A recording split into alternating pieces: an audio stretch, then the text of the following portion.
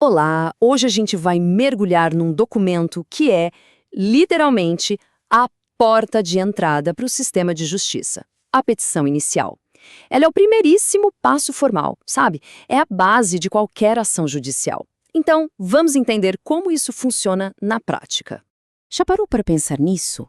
Como é que uma discussão sobre um contrato, um problema com o vizinho ou uma questão de consumo deixa de ser só uma dor de cabeça e vira um caso no tribunal? A resposta para essa pergunta está num documento-chave. E esse documento é a petição inicial. A melhor forma de pensar nela é como se fosse a certidão de nascimento de um processo. É aqui que a história toda é contada pela primeira vez por Poder Judiciário.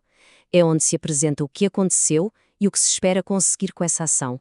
E olha, isso não é algo criado do nada, não.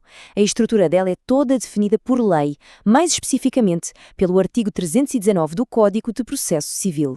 Esse artigo funciona como um verdadeiro mapa, um manual de instruções ditando cada parte que não pode faltar na petição. Agora, vamos fazer o que a gente faz de melhor por aqui. Vamos desmontar esse conceito em partes fáceis de entender. Pense na petição como uma construção, onde cada bloco tem uma função muito específica e, mais importante, obrigatória. Esse aqui é o nosso roteiro de hoje. A gente vai passar por cada um desses 4 grandes grupos de elementos para entender passo a passo como uma petição inicial é montada do zero. Começando pelo mais básico, mas que é absolutamente crucial, o endereçamento. A petição precisa ser enviada para o lugar certo. É a mesma lógica de colocar o endereço correto numa carta. Se errar aqui, todo o processo já pode começar atrasado ou até ser invalidado. Logo depois vem a qualificação. O interessante aqui é ver como o sistema precisa saber exatamente quem está envolvido. Tanto o autor, que é quem entra com o processo, quanto o réu, quem está sendo processado, precisam ser identificados com todos esses dados. Imagina só, um erro na qualificação do réu pode impedir que ele seja encontrado para se defender, e aí o processo para antes mesmo de começar. Clareza aqui é tudo.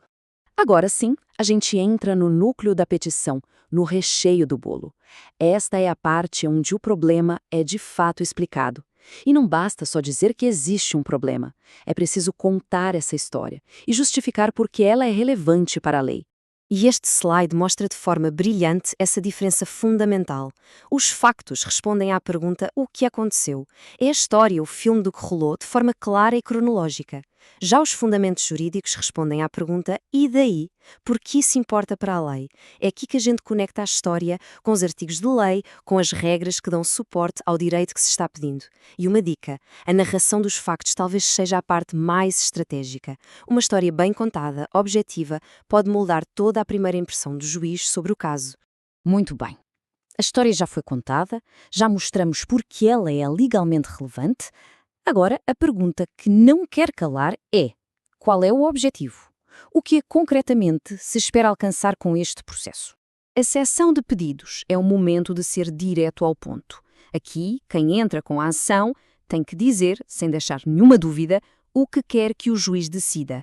Quer uma indenização, anular um contrato, a devolução de um bem, tem que ser super específico. Um erro muito comum é fazer pedidos vagos. É preciso lembrar que o juiz só pode dar aquilo que foi expressamente pedido. Ele não tem bola de cristal. E todo o pedido, de alguma forma, tem um valor.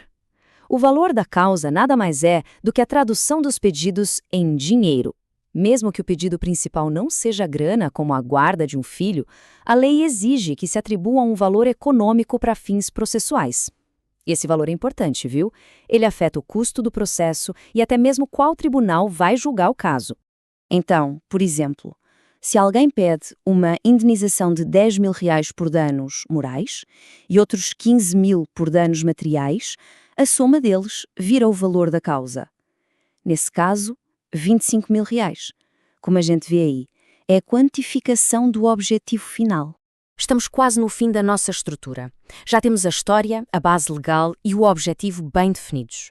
Agora só faltam os detalhes finais, que são as necessidades logísticas, mas que são igualmente obrigatórias para a petição ser aceita e o processo andar.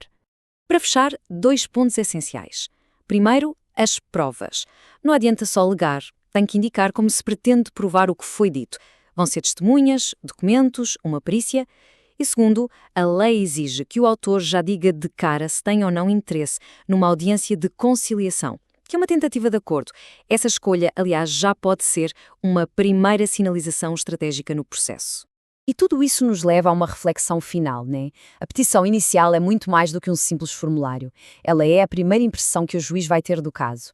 Uma petição clara, bem fundamentada, organizada, não só cumpre os requisitos da lei, mas constrói a credibilidade da causa desde o primeiro instante. Então fica a pergunta no ar: até que ponto a primeira palavra pode definir o final da história?